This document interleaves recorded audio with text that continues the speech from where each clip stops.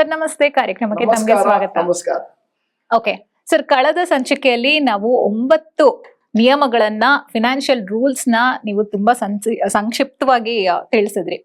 ಇವತ್ತಿನ ಸಂಚಿಕೆಯಲ್ಲಿ ನನ್ನ ಮೊದಲನೇ ಪ್ರಶ್ನೆ ಏನು ಅಂದ್ರೆ, ಕಳೆದ ಸಂಚಿಕೆಯಲ್ಲೂ ನೀವು ಒಂದು ಎಮರ್ಜೆನ್ಸಿ ಫಂಡ್ ಬಗ್ಗೆ ಮೆನ್ಷನ್ ಮಾಡಿದ್ರಿ. ಈ ಎಮರ್ಜೆನ್ಸಿ ಫಂಡ್ ಅಂದ್ರೆ ಏನು, ಇದನ್ನ ಹೇಗೆ ಕ್ರಿಯೇಟ್ ಮಾಡಬೇಕು, ಇದ್ರ ಬಗ್ಗೆ ತಿಳಿಸ್ಕೊಡಿ. ನಾನು ಹೇಳುವಂತ ಮಾತೇನು ಅಂತಂದ್ರೆ, ನಿಮ್ಮನ್ನು ಕಾಪಾಡುವ ಎಮರ್ಜೆನ್ಸಿ ಫಂಡ್ ಹಿಂದೆ ಸೃಷ್ಟಿ ಮಾಡಿ. ಇವತ್ತೇ, ನಾಳೆ ಲೇಟ್ ಆಯ್ತು. ಫೈನಾನ್ಸ್ ನಲ್ಲಿ ಎಲ್ಲವೂ ನಾಳೆಗೆ ಲೇಟ್ ಆಯ್ತು. ನಾವು ಹೇಳೋದೇನು, ಹಣವನ್ನು ಹೂಡಿಕೆ ಮಾಡಿ ಫಿಕ್ಸೆಡ್ ಡಿಪಾಸಿಟ್ ಅಲ್ಲಿ, ಚಿನ್ನದಲ್ಲಿ, ರಿಯಲ್ ಎಸ್ಟೇಟ್ ಅಲ್ಲಿ, ಪ್ರಾವಿಡೆಂಟ್ ಫಂಡ್ ನಲ್ಲಿ, ಪೋಸ್ಟ್ ಆಫೀಸ್ ಡಿಪಾಸಿಟ್ಸ್ ಅಲ್ಲಿ ಇತ್ಯಾದಿ.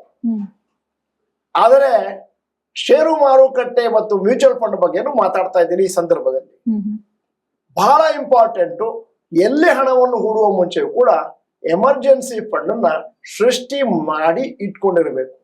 ಯಾಕಂದ್ರೆ ಮುಂದಿನ ದಿನಗಳಲ್ಲಿ ನಮಗೇನಾದ್ರೂ ತೊಂದರೆ ಬಂದಾಗ ನಾವು ಈ ಹೂಡಿಕೆಗಳನ್ನು ಮಾರಿಕೊಳ್ಳುವಂತ ಸಂದರ್ಭ ಬರುತ್ತೆ.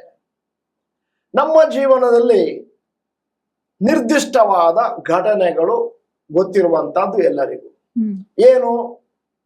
ಮಕ್ಕಳ ಎಜುಕೇಶನ್, ಮಕ್ಕಳ ಮದುವೆ, ನನ್ನದೇ ಆದಂತಹ ಮನೆ, ರಿಟೈರ್ಮೆಂಟ್, ಎಲ್ಲರಿಗೂ ಗೊತ್ತಿರುವುದು. ಆದರೆ ಹಲವಾರು ವಿಚಾರಗಳು ಅನ್ಎಕ್ಸ್ಪೆಕ್ಟೆಡ್, ನಮ್ಮ ಜೀವನದಲ್ಲಿ ಅದು ಬರುತ್ತೆ ಅಂತ ಊಹೆನೂ ಕೂಡ ಮಾಡ್ಕೊಂಡಿರೋದಿಲ್ಲ. ಏನಿರ್ಬೋದು? ಕಾಯಿಲೆ ಕಸಾಲೆ, ನಮಗಲ್ಲ, ನಮ್ಮ ಕುಟುಂಬದವರಿಗೂ ಕೂಡ, ಸ್ನೇಹಿತರಿಗೂ ಕೂಡ. ಕೆಲಸ ಕೈ ಬಿಟ್ಟು ಹೋಗುವಂತಹದ್ದು. ಯಾವುದೋ ಬಿಸ್ನೆಸ್ ಮಾಡ್ತಾ ಇದ್ದೀರಿ, ಪ್ರಪಂಚದಲ್ಲಿ ಎಲ್ಲವೂ ಬದಲಾಗ್ತಾ ಇದೆ. ನಿಮ್ಮ ಬಿಸ್ನೆಸ್ ಅಲ್ಲಿ ಕೂಡ ಸಾವಿರಾರು ಬದಲಾವಣೆಗಳು ಬರ್ತವೆ. ಮತ್ತು ನೀವು ನಿಮ್ಮ ಪ್ರಾಡಕ್ಟ್ಗಳನ್ನು ಅಪ್ಡೇಟ್ ಮಾಡದೇ ಇದ್ರೆ ಮುಂದಿನ ದಿನಗಳಲ್ಲಿ ಬಿಸ್ನೆಸ್ ಕಳಪೆ ಆಗ್ಲಿಕ್ಕೆ ಶುರು ಆಗುತ್ತೆ. ಅದಾದ್ಮೇಲೆ unexpected expenses related to house and education of the children. ಇದು ಬಹಳ ಬಹಳ ಇಂಪಾರ್ಟೆಂಟು. ಇದು ನಾವು ಹೇಳಿ ಬರುವಂತದ್ದಲ್ಲ, ಸಡನ್ ಆಗಿ ಬರುವಂತಹದ್ದು. ಇವನ್ನೆಲ್ಲವನ್ನು ಪ್ಲಾನ್ ಮಾಡ್ಲಿಕ್ಕೋಸ್ಕರ ಪ್ರತಿಯೊಬ್ಬ ವ್ಯಕ್ತಿ ಕೂಡ ತನ್ನ ಜೀವನದಲ್ಲಿ ಆದಷ್ಟು ಬೇಗ ಎಮರ್ಜೆನ್ಸಿ ಫಂಡ್ ಅನ್ನ ರೆಡಿ ಮಾಡ್ಕೋಬೇಕು. ಓಕೆ ಸರ್, ಈಗ ಎಮರ್ಜೆನ್ಸಿ ಫಂಡ್ ನಮಗೆ ಅತ್ಯವಶ್ಯಕ ಅನ್ನೋದು ಗೊತ್ತಾಗಿದೆ.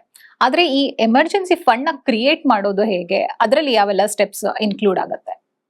ಎಮರ್ಜೆನ್ಸಿ ಫಂಡ್ ಅಂದ್ರೆ ಏನು ಅಂತ ಪ್ರಾರಂಭ ಮಾಡ್ತೇನೆ. ಇದು ಒಂದು ತರದ ಲಿಕ್ವಿಡ್ ಮನಿ. ಅಂದರೆ ಯಾವಾಗ ಬೇಕಾದರೂ ಅದನ್ನು ನಾವು ನಮ್ಮ ಜೀವನಕ್ಕೆ ಅಳವಡಿಸ್ಕೊಳ್ಬಹುದು.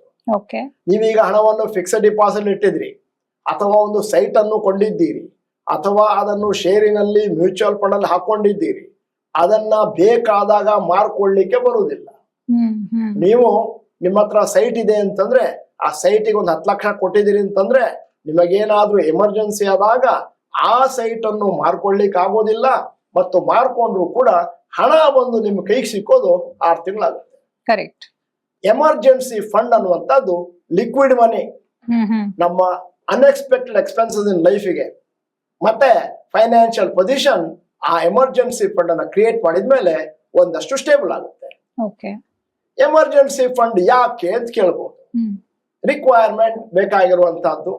ನಮ್ಮ ಜೀವನದಲ್ಲಿ stock market, mutual fund, property, gold, bank deposits, ಇವೆಲ್ಲ ಅದಕ್ಕೆ ಸಡನ್ ಎಕ್ಸ್ಪೆನ್ಸಸ್ಗೆ ತೊಳಕಾಗಲ್ಲ. ಎಮರ್ಜೆನ್ಸಿ ಫಂಡ್ ಇತ್ತು ಅಂತಂದ್ರೆ ನಮ್ಮ ಕಾನ್ಫಿಡೆನ್ಸ್ ಲೆವೆಲ್ ಮೇಲಕ್ಕೆ ಹೋಗುತ್ತೆ. ಮತ್ತೆ ಎಮರ್ಜೆನ್ಸಿ ಫಂಡ್ ಇದೆ ಅಂತಂದ್ರೆ ನಮ್ಮ ಫೈನಾನ್ಷಿಯಲ್ ಲೈಫ್ ನ ನಾವು ಪ್ರಿಪೇರ್ ಮಾಡ್ಕೋಬಹುದು. ಮತ್ತೆ ಎಮರ್ಜೆನ್ಸಿ ಫಂಡ್ ಅಂತಂದ್ರೆ ಒಂದು ತರದ ಹೆಲ್ಮೆಟ್ ಇದ್ದ ಹಾಗೆ. ಯಾರು ಕೂಡ ಹೆಲ್ಮೆಟ್ ಇಲ್ಲದೆ ಮೇನ್ ರೋಡ್ ನಲ್ಲಿ ವಾಹನ ಸಂಚಾರ ಮಾಡಲೇಬಾರದು. ಅದೇ ರೀತಿ ಯಾರು ಕೂಡ ಜೀವನದಲ್ಲಿ ಎಮರ್ಜೆನ್ಸಿ ಫಂಡ್ ಇಲ್ಲದೆ ಅವರ ಜೀವನವನ್ನು ಪ್ರಾರಂಭ ಮಾಡಲೇಬಾರದು. ಸರ್, ಈಗ ನೀವು ಹೇಳಿದ್ರೆ ಸೈಟ್ ಮೇಲೆ ಏನಾದ್ರು ನಾವು ಕೊಂಡ್ಕೊಂಡಿಟ್ರೆ ಅದನ್ನ ಸಡನ್ ಆಗಿ ಮಾರಕ್ಕಾಗಲ್ಲ, ಬೈಯರ್ನ ಹುಡುಕ್ಬೇಕಾಗುತ್ತೆ. ಒಂದು ಪ್ರೊಸೀಜರ್ಗೆ ಒಂದು 6 ತಿಂಗಳಂತೂ ಬೇಕು. ಅದೇ ಗೋಲ್ಡ್ ಮೇಲೆ ಏನಾದ್ರು ನಾವು ಇನ್ವೆಸ್ಟ್ ಮಾಡಿ ಅದನ್ನ ಪರ್ಚೇಸ್ ಮಾಡಿ ಇಟ್ಕೋಬಹುದಾ ಆಸ್ ಅನ್ ಎಮರ್ಜೆನ್ಸಿ ಫಂಡ್ ಅಂತ? ಮತ್ತೆ ಬೇರೆ ಎಲ್ಲ ಯಾವ ಸ್ಟೆಪ್ಸ್ ಇದೆ ಈ ಎಮರ್ಜೆನ್ಸಿ ಫಂಡ್ ನ ಕ್ರಿಯೇಟ್ ಮಾಡಕ್ಕೆ? ಬಹಳ ಒಳ್ಳೆಯ ಪ್ರಶ್ನೆ ಕೇಳಿದಿರಿ. ನಿಮ್ಮ ಜೀವನದ ಅನುಭವವನ್ನು ಹಾಕೊಂಡು ಕೇಳಿದಿರಿ. ಹೌದು, ಬಹಳಷ್ಟು ಜನ ಭಾರತದಲ್ಲಿ ಚಿನ್ನವನ್ನು ಆಪದ್ಬಾಂಧವ ಅಂತ ಶೇಖರಣೆ ಮಾಡ್ತಾರೆ. ಆದರೆ ಚಿನ್ನ ದಿನದಿಂದ ದಿನಕ್ಕೆ ಮೇಲಕ್ಕೆ ಹೋಗೋದನ್ನು ಕಂಡಿದ್ದೇವೆ. ಅದೇ ಸಂದರ್ಭದಲ್ಲಿ ದಿನದಿಂದ ದಿನಕ್ಕೆ ಕೆಳಗೆ ಹೋದಂತ ಸಂದರ್ಭಗಳನ್ನು ಹಲವಾರು ವರ್ಷಗಳು ಕಂಡಿದ್ದೇವೆ. ಅದರಿಂದಾಗಿ ನೀವೇನಾದರೂ ಚಿನ್ನವನ್ನು ಕೊಂಡು ಅದು ಮುಂದಿನ ದಿನಗಳಲ್ಲಿ ರೇಟು ಕಮ್ಮಿ ಆಗುತ್ತೆ ಅಂತಾದಾಗ ಮಾರಿಕೊಳ್ಳಿಕ್ಕೆ ಒಂದಷ್ಟು ದುಸ್ತರ ಆಗುತ್ತೆ, ಒಂದಷ್ಟು ಗೊಂದಲ ಆಗುತ್ತೆ. ಮತ್ತೆ ಇನ್ನೂ ಒಂದು ಹೇಳ್ಬಿಡ್ತೇನೆ, ನಿಮ್ಮ ಎಕ್ಸ್ಪೀರಿಯನ್ಸ್ ಇನ್ನೂ ಸಾಕಾಗ್ಲಿಲ್ಲ. ಯಾರೂ ಕೂಡ ಭಾರತದಲ್ಲಿ ಚಿನ್ನವನ್ನು ಮಾರ್ಕೊಳ್ಳೋದಿಲ್ಲ. ಭಾಗ್ಯದ ಲಕ್ಷ್ಮಿ ಬಾರಮ್ಮ, ಹೊರಗೆ ಹೋಗಂಗಿಲ್ಲಮ್ಮ. ಒಂದ್ಸರಿ ಮನೆಗೆ ಚಿನ್ನ ಬಂತು ಅಂತಂದ್ರೆ ಮನೆಯಲ್ಲಿ ಗಂಜಿ ಇಲ್ಲದಿದ್ರು ಕೂಡ ಚಿನ್ನ ಹಾಗೇ ಇರುತ್ತೆ. ಅದಕ್ಕೋಸ್ಕರ ನಾನು ಒಂದು 3 ಸ್ಟೆಪ್ನ ಹೇಳ್ತಾ ಇದ್ದೇನೆ ಎಮರ್ಜೆನ್ಸಿ ಫಂಡ್ ನ ಕ್ರಿಯೇಟ್ ಮಾಡ್ಲಿಕ್ಕೆ. ನನ್ನ ಒಂದು ವಿನಂತಿ ಏನು ಅಂತಂದ್ರೆ, ನಮ್ಮ ಎಲ್ಲಾ ವೀಕ್ಷಕರು ಇವತ್ತು ಎಮರ್ಜೆನ್ಸಿ ಫಂಡ್ ಅನ್ನ ಕ್ರಿಯೇಟ್ ಮಾಡ್ಲಿಕ್ಕೆ ಮುಂದಾಗಬೇಕು. ಇವತ್ತು ಪ್ರಾರಂಭ ಮಾಡಿದ್ರೆ 3 ತಿಂಗಳು 6 ತಿಂಗಳಲ್ಲಿ ನಿಮ್ಮ ಫಂಡ್ ರೆಡಿ ಆಗ್ಬೋದು. ಮೊದಲ ಸ್ಟೆಪ್ ಏನು ಅಂತಂದ್ರೆ, ನಿಮ್ಮ ರೆಗ್ಯುಲರ್ ಮಂತ್ಲಿ ಎಕ್ಸ್ಪೆನ್ಸಸ್ ಏನು ಅಂತ ಕಂಡುಹಿಡಿಯಿರಿ. ಉದಾಹರಣೆಗೆ ಇದೀಗ ಜನವರಿ 2025 ಬರ್ತಾ ಇದೆ. ಕೂತ್ಕೊಂಡು ಆ ತಿಂಗಳಿನಲ್ಲಿ ಏನೇನು ಖರ್ಚಾಯಿತು ಪ್ರತಿಯೊಂದನ್ನು ಬರ್ಕೊಳ್ಳಿ ಅಥವಾ ಎಕ್ಸೆಲ್ ಶೀಟ್ ಅಲ್ಲಿ ಹಾಕಿ.